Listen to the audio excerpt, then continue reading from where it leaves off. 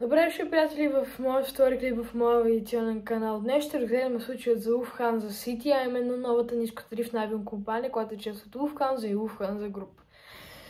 Нека да разгледаме новата нискотарифна авиокомпания Lufthansa City Airlines. Ще извърши първи си полет на 16 юни. Фокусът е върху осъществяването на свързващи полети за компания майка и от основните центрове в Франкфурт и Мюнхен. От материал на Евронюс, в който се разкриват подробностите за дестинациите, до които ще лети, новата авиакомпания става ясно, че и България е включена в маршрута й.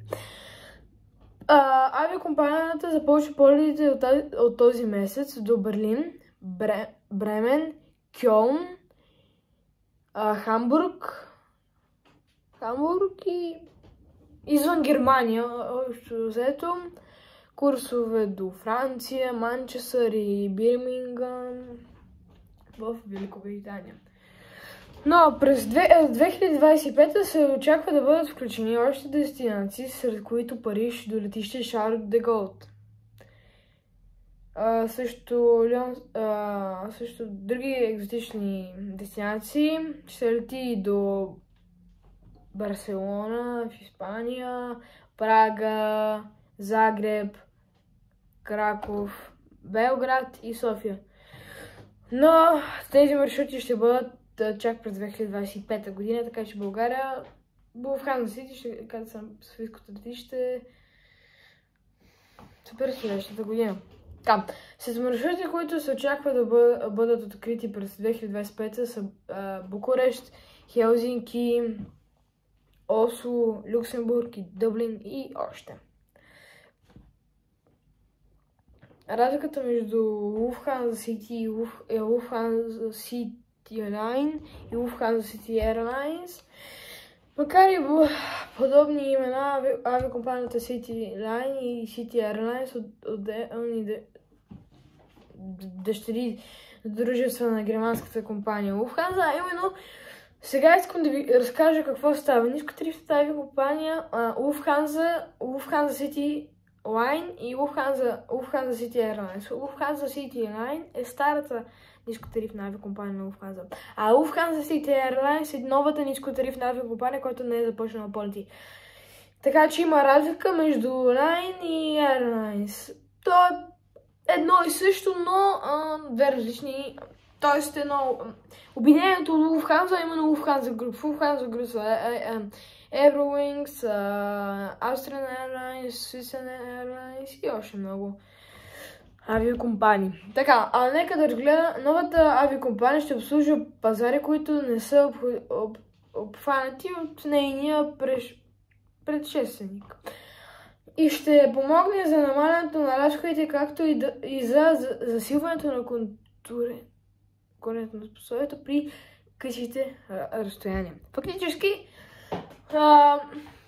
примерно от София ще лети до Мюнхен или по принцип още не знам какъв ще е маршрута, но според мен маршрута за Lufthansa City от София ще е само в Германия изцяло, защото не знам, според мен няма да има както Lufthansa правят само полети от, примерно от Германия си правят полети от примерно Германия, примерно Мюнхен,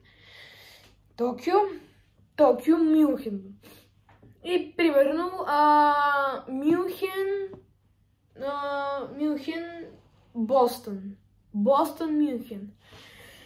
Докато Уизер, примерно, лети от София до Ниш. И от Ниш до Барселона и от Барселона за София. Така че 3 полета.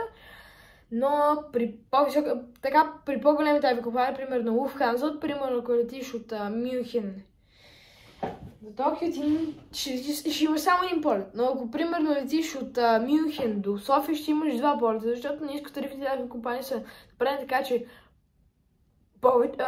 да имат повече пари и повече полети. Фактически, Ryanair в Европа е най-голямата авиакомпания, най-голямата авиакомпания с най-много полети за Европа. Но това по никакъв начин не може да бие по пари Lufthansa, British Airways, Siberia, TAP, Italian Airlines и така.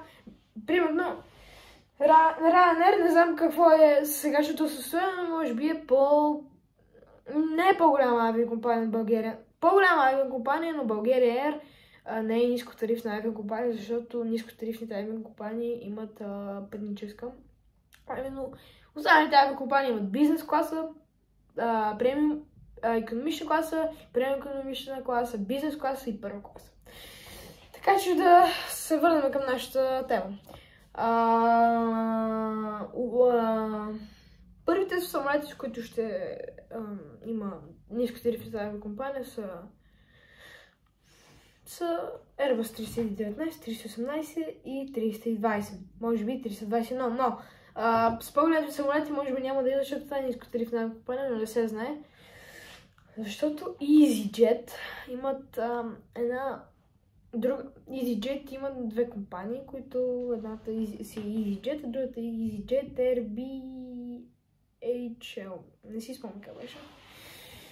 Но тази авиакомпания не е EasyJet, другата част от EasyJet имат 757 на Boeing, но според мен авиакомпанията Lufthansa City може би беше излишна, защото сега не се подразбира дали Lufthansa ще спре полети си до София и ще замени с Lufthansa City Airlines или ще ги остави да имат две авиакомпании, но според мен това е невъзможно. Така, днес ще разгледам още един случай, а именно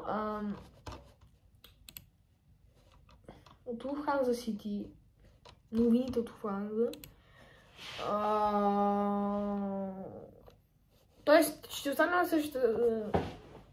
Това в момента ви го показвах от... Да, ето го нещо, което търсих. First flying in summer. Първото, така. Значи, два Airbus A319, 40 Airbus A220, 300, които България притежава някъде около 10-на. 220, доста голям канадски бившият бомбардиер е заменен с 220. Така. The Lufthansa Group Most... Да, ето, намерихме го. 40 самолета на Airbus 220, двама самолета на 319. Това са им само самолетите, които ще поддържат. Но по принцип тази авиакомпания беше убедена. Те се заработвали, но съобщиха преди няколко дни, което може би е пълно невежество на Lufthansa. Не се смята да имат по-големи самолети. Според мен ще започна с това 319, както тук пише. 40-220, после 318 може и после 320, но за 321 не вярвам 321, но може и да има и 321, но по-големи самолети аз не вярвам, защото е нискотарифна авиакомпания. И сега ще разгледаме случая на Ryanair, именно на Ryanair, за да преговорим какво става в Ryanair. Последната пресконференция, която присъща Ryanair за Ryanair, е, че той казва, че когато влезнете в Lufthansa, ще видите фонтан. Като влезете в офиса на Ryanair, няма такива украси, именно обикновен офис. Той каза, че единственият фонтан, който може да има Ryanair, е именно около туалетните заедно се навъднат. Така, това е отделен въпрос, но нека да си продължим към Ryanair.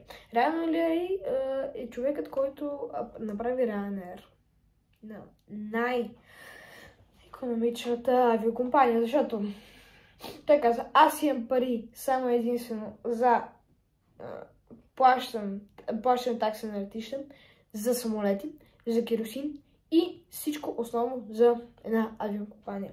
Защото той е човекът, който това го прави много добре и аз го подкрепям, защото не мисли за останали неща в авиокомпанията си, мисли само за точните неща, в които хубави самолети, удобство и така нататък. Но в самолетите, уви, така няма. Защо ли? Защото Ryanair разполага само с Boeing 737AS и с Boeing 737-8 MAX.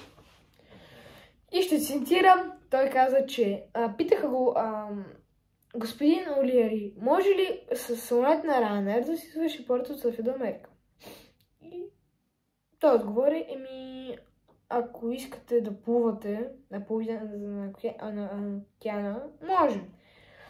Което това може би беше грубо изказване на Райан Олиери, но за сега той очаква други неща в Ryanair, особено в авиокомпанията. Нека да преразгледаме последните новини от Wizz Air, които бяха шокиращи. Именно преди полет станаха много хора заради едно разплакано бебе и се възроди в суматоха и не може самолета да излети в 10 минути. Именно аз бях в този самолет и искам да ви кажа, че стюардеси и даже и капитанът и негови помощник казваха, моля, седнете, след малко излитане. На английски, на какъвто да е език. Те не седнаха. Но, нека да продължим с Bulgarian Air. Защото искам да ви кажа малко за Bulgarian Air. Bulgarian Air наскоро купиха около 7 Airbus 320 за новата част на авиокомпанията. А именно Bulgaria Air има две. България има две авиокомпании. Buair и Bulgarian Air. Но по-голямата Bulgarian Air. Buair притежава 319, 320 и 737. А именно Bulgaria Air притежава Embraer 190, Embraer 195. Също притежават 320, 319, 220, 300. И това са им самолетите. В миналият епизод ви разказах, но днес ще обясня и нещо друго. Bulgarian Air имат един голям проблем с... Тоест, Софийското летище има проблем заради това, че имат част, която не е хубава за хора. А именно правенето на новия терминал, издигането на новия терминал, което не знам дали ще се... Не трябва да застъпват там хора, защото в момента това място ще бъде... Започва в строежите и там хората не трябва да бъдат. Исках да ви го кажа по най-деликатния начин. Така. Следващото нещо, което искам да ви кажа, че терминал 3, не знам кога ще започне строежите, но трябва скоро да започне, защото директорът на Софийското летище каза, че до 2030 година той трябва да бъде готов. Но не знам защо почва. Да видим и какъв ще бъде точно терминалът. Мъничък или голям. Но според мен този проект вече ще бъде спрямо да се прави. И няма място, защото понеже беше направена магистрала до летището, не знам къде ще има място за правена писта, така нататък.